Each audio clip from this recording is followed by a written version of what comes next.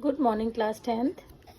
Our next topic is chemical properties of metals. Before starting this chemical properties of metals, I would like to write a chemical reactivity series. So, you have potassium, sodium, calcium, magnesium, aluminium, zinc, iron, lead, hydrogen, copper, silver, mercury, silver, gold and platinum. This is your reactivity series. So according to this reactivity series, the initial ones are more reactive towards water. Even you can include calcium also in it. Then this magnesium, aluminium, zinc and iron, they are less reactive towards water. And below lead, they all do not react with water at all. Do not react with water. So from this you have understood this thing, that our today's first property is that reaction of metal with water.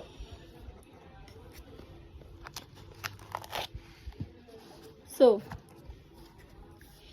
in this we can see, like whenever any metal will react with any water, with water only, then it will result you in the formation of metal hydroxide along with the evolution of hydrogen gas.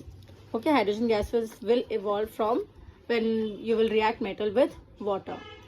So let's see that what is the reaction. As I have told you that sodium and potassium, they both are very reactive. Very reactive means that they are the most reactive. So when they are most reactive, it means that they will react with water. They will form KOH and hydrogen gas. Similarly, sodium will react with water.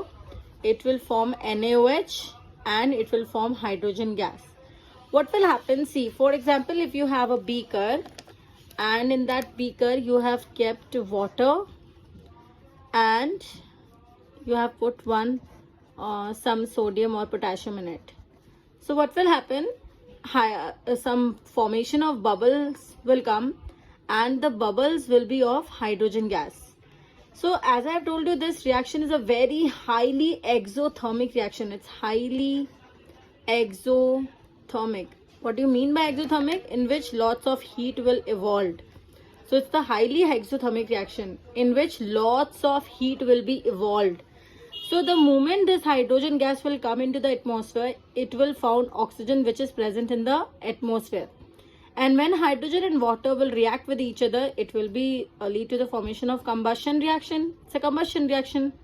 So it will explode. Okay, I hope you have understood. Sodium and potassium, if you will put in water, that is cold water. In cold water, what will happen? First, hydrogen gas will evolve. And the moment hydrogen gas will evolve, it will react with the oxygen which is present in the atmosphere. And then it will explode. Why? Because it's a highly exothermic reaction. That is why. And that is why it is advised to always keep sodium or potassium in a kerosene oil. Sodium or potassium always kept in kerosene oil. Why? Because if kerosene, because they can react with the water vapor present in atmosphere and then they can explode. So this question can come in your exam, that why sodium or potassium kept in kerosene. So what answer you can say? You will say that they will react with the water which is present into the water vapor which are already present into the atmosphere, and then they can explode, because the reaction between sodium and water is very highly exothermic. So this is the reason that we should always keep sodium and potassium in kerosene. And you know what? When the sodium and potassium kept in, when you will keep it in water and the explosion will come. So if you want to identify that which explosion is coming, whether it is of sodium or it is of potassium, then you can identify this by the type of the flame which is coming. So if it is of sodium, then it will be a lilac flame. Lilac flame is actually, lilac is a kind of a, sorry, not for potassium it is lilac flame. Lilac is a kind of a purple flower. So that is why potassium will give you a violet color, coloration when it will react with water. And when you will react sodium with water, it will give you golden yellow flame. Golden yellow flame. So if you want to identify that which element, which metal is has been put into the water, so you can identify with the help of the flames which are coming out. That is a lilac flame or the golden yellow flame.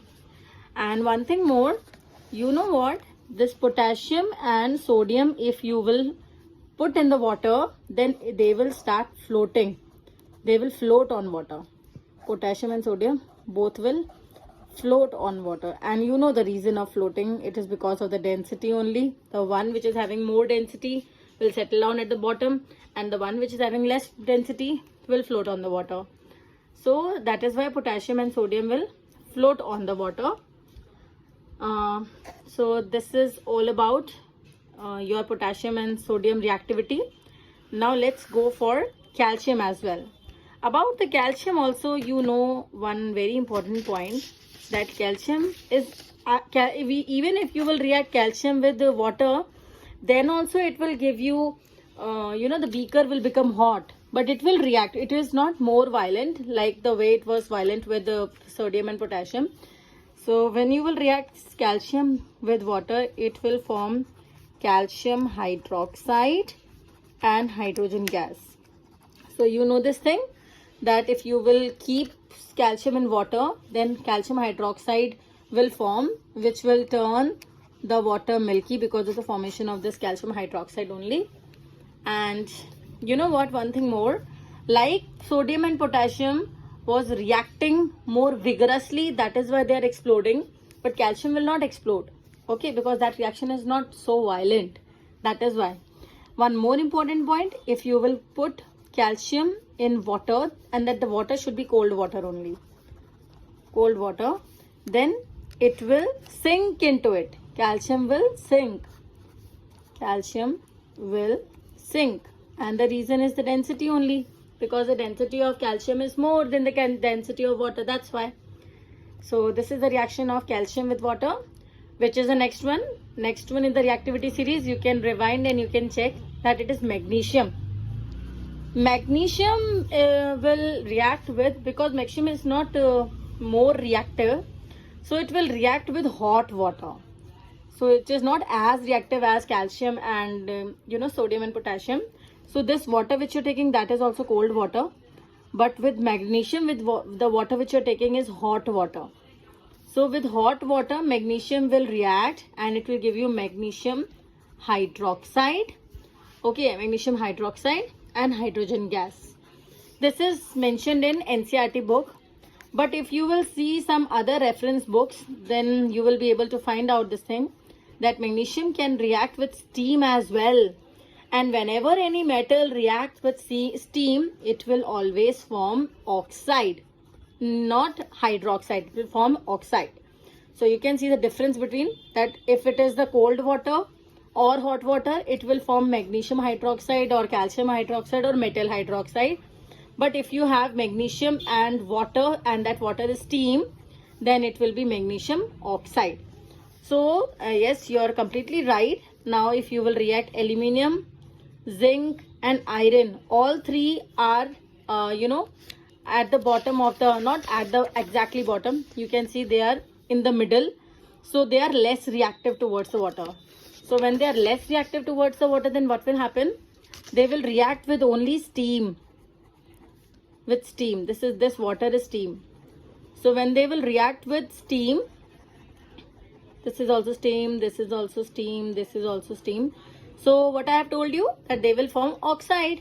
So that is why aluminum will also form Al2O3, zinc will form ZnO, iron will form Fe3O4. Obviously with the evolution of hydrogen gas as well. So hydrogen gas will also evolve. So this is the reaction of aluminum, zinc and iron with water. One thing more I want to tell you about zinc oxide. That zinc oxide is yellow when it is hot.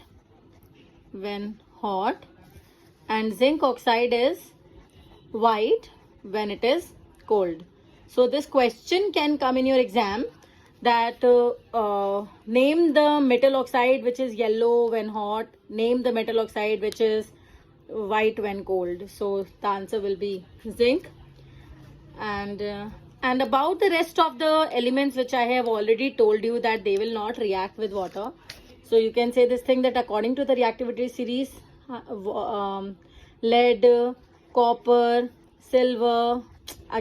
mercury, silver, gold and platinum, they all will not react with water.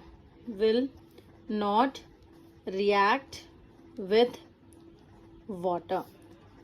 Okay, because in the reactivity series they are at the bottom. They will not react with any water, neither cold, neither hot, or they will not react with steam as well.